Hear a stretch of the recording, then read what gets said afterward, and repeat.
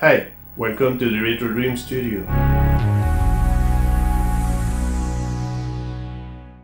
Today we continue our MSX series, except this time it's not about a computer, but a printer. The Philips NMS 1421, a near-letter quality printer. There's something deeply satisfying about hearing a dot matrix printer doing its job. That sharp mechanical chatter, the paper slowly advancing, incredibly nostalgic feeling.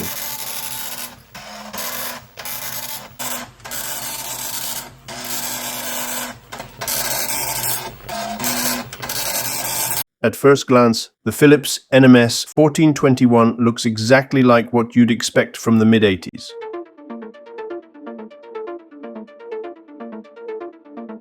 Beige plastic, compact footprint, and that unmistakable industrial design that says this is a sturdy tool.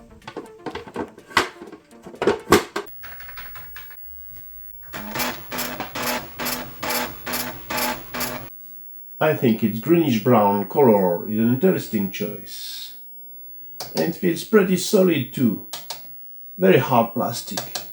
Good quality. It's a 7-pin dot matrix printer.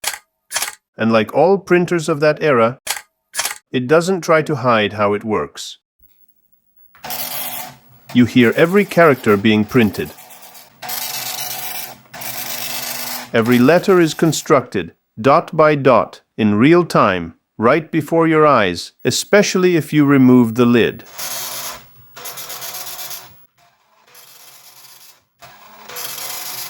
And that's part of the charm.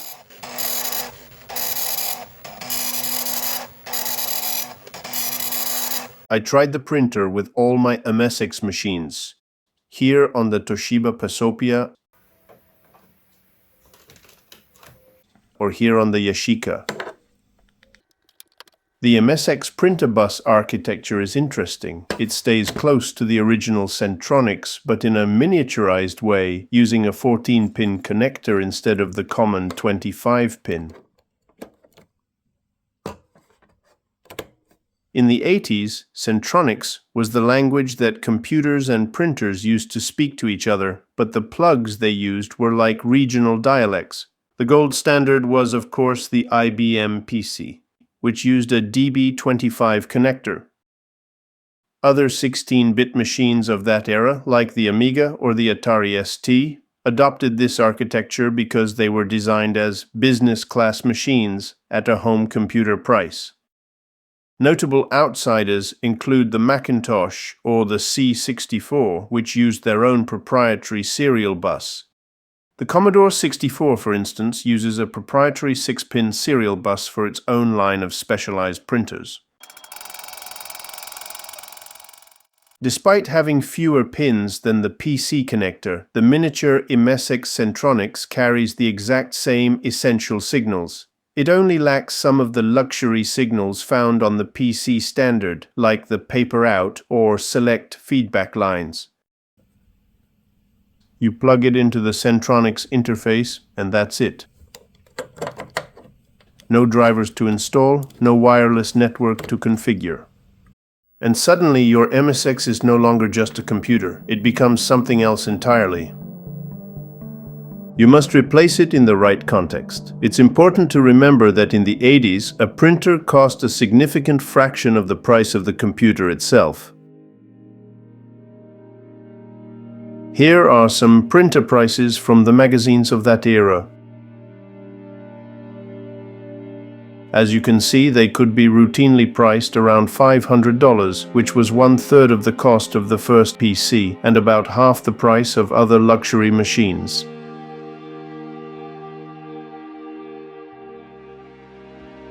These were expensive peripherals, and far from everyone could afford to add them to their home computing ecosystem.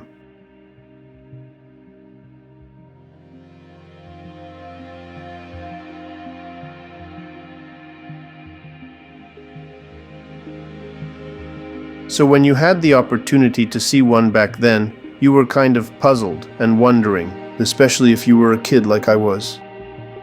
It was a machine that actually produced physical output, and that changed everything. It was really cool. You were giving permanence to something that would otherwise disappear the moment you turned the machine off. Even just a few characters on a blank sheet of paper already looked wonderful.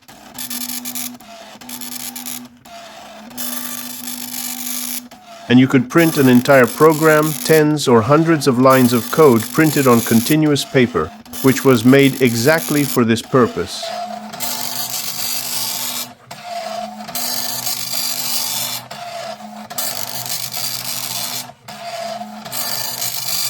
It really was a new kind of relationship with your home computer. At least that was my state of mind back in the day, when I first discovered this intriguing technology. Of course, using a printer like this also means embracing its quirks. First, the ribbon. A simple ink ribbon cartridge.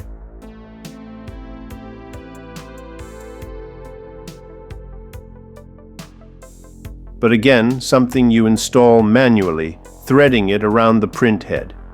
I'm just making sure to slip the ribbon correctly between the print head and the roller. See, you put it in place like this. Then I need to turn this little knob here to adjust the tension, making it straight. It's all very tactile, very mechanical. And then there's the paper. We're not talking about standard separate sheets of paper. We're talking about continuous perforated paper with tractor feed on both sides.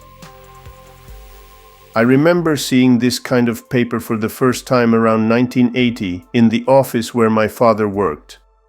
I remember the office was covered with accordion paper like this. It was absolutely everywhere. On the desks, on the floor, tons of listings wherever you looked.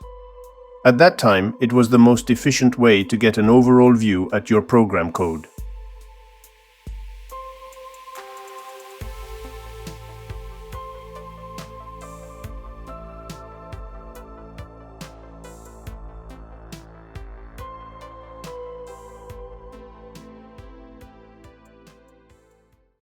The sheets I have here are pure white, but you could also get ones with light green stripes for better readability.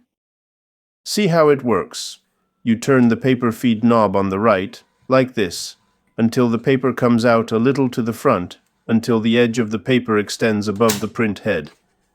Then you have to align it properly, guide it carefully, and make sure it doesn't drift. You open the two covers of the dented guides here and carefully position the paper onto the tabs so that they engage with the perforations in the paper, like this, then close the tab covers. This may seem a little tedious, but once you got your continuous paper engaged, it could print sheet after sheet for 100 pages without further intervention.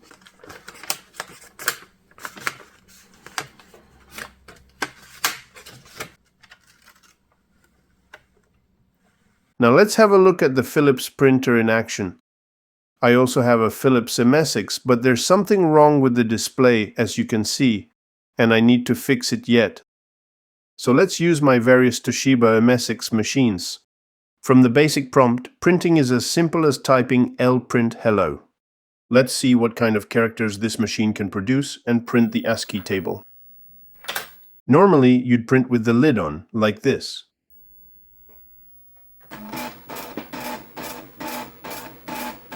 But I find it even cooler to see the head in full action, at close range, and with the lid off.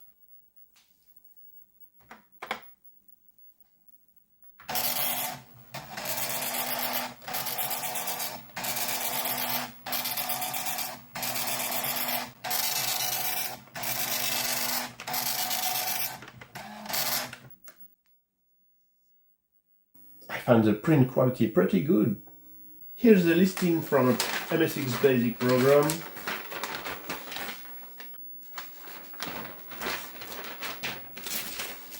Here's another one. Here's the MSX ASCII character table.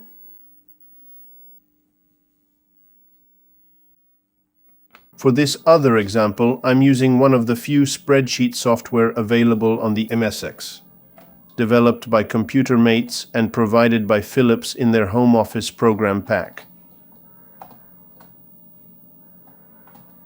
What I'm typing in is a list of computers, their year of release, and their approximate production figures. Precise figures are almost impossible to find, so these are rough approximations, of course. Let's list the most significant machines from the golden age of home computing. The Apple II, the first PC, the first Commodore machines, the first Atari computers, some British ones with Amstrad and BBC Micro, and last but not least, the MSX themselves.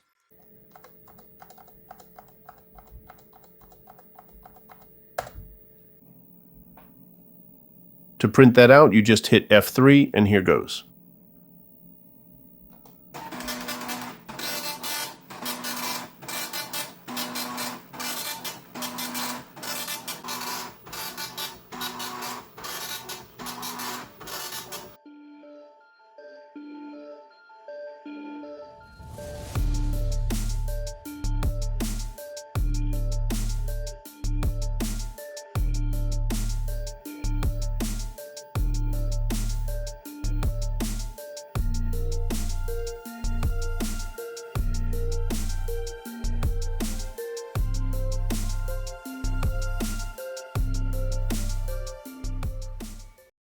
To print entire program listings, the command is LLIST.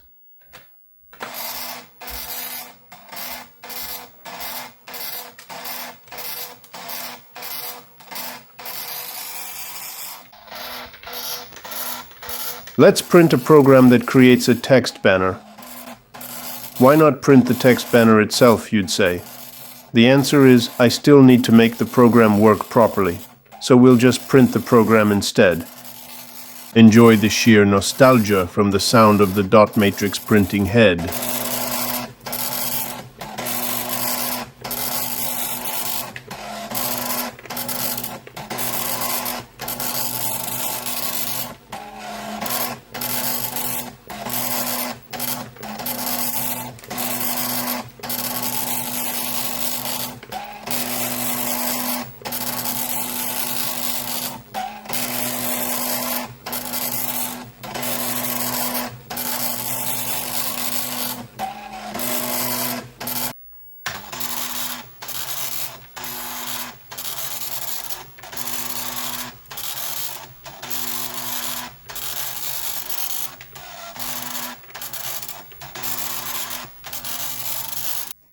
Let's print another one. I never get tired of hearing that sound from ages back.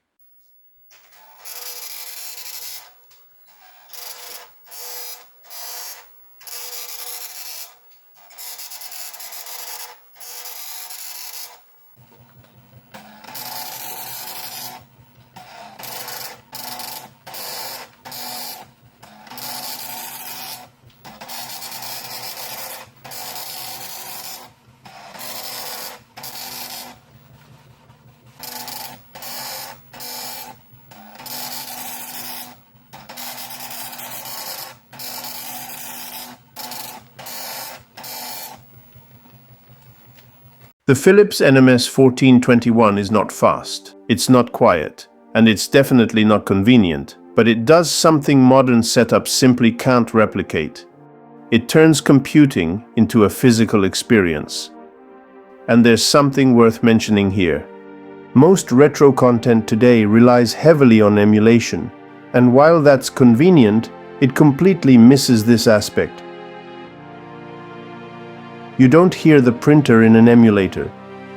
You don't struggle with the paper. You don't wait for the output. With real hardware, you do. And that's exactly what we're after on this channel.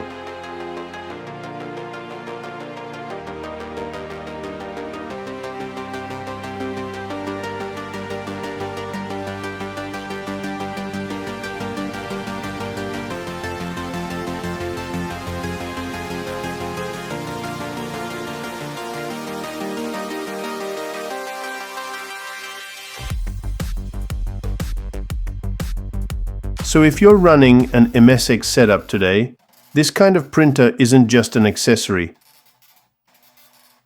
It's the missing piece to complete your wonderful retro puzzle.